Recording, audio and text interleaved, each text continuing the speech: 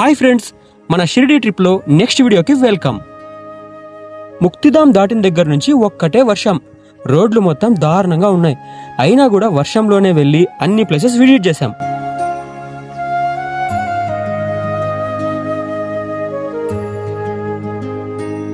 నిన్నటి వీడియోలో నాసిక్లోని పంచవటి సీతమ్మ గుహ గురించి తెలుసుకున్నాం.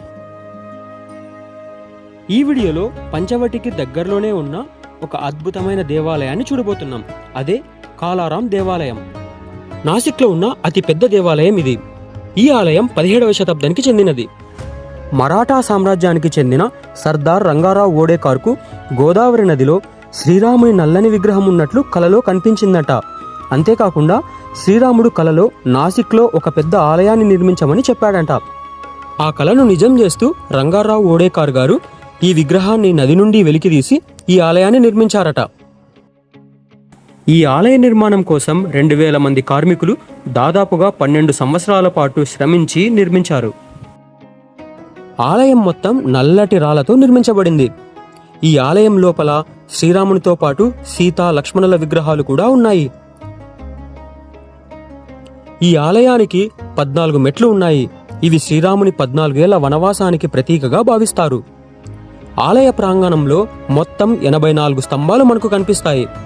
ఈ 84 స్తంభాలు 84 లక్షల జీవరాశుల చక్రానికి ప్రతీక. ఈ ఆలయం దాదాపుగా 70 అడుగుల ఎత్తు కలిగి ఉంది.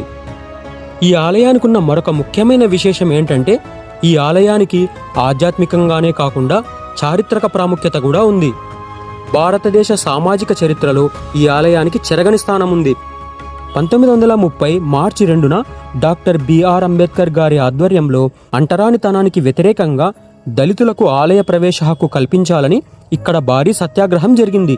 ఇది భారతదేశంలోనే కుల వివక్షతకు వ్యతిరేకంగా జరిగిన ఒక ముఖ్యమైన మైలురాయి.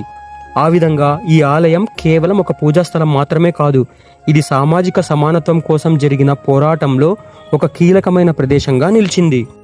ఈ గుడి శిల్పకళ, ఆ కట్టడం చూస్తుంటే మన ప్రాచీన కళాకారుల ప్రతిభకు చేతులెత్తి మొక్కాలనిపిస్తుంది. సో ఇది కాలారాం దేవాలయంకి సంబంధించిన వీడియో. నెక్స్ట్ వీడియోలో నాసిక్ అనగానే మనకు ముందుగా గుర్తొచ్చేది గోదావరి నది. దీనినే త్రివేణి సంగమం, రామ్కుండ్ అని కూడా పిలుస్తారు.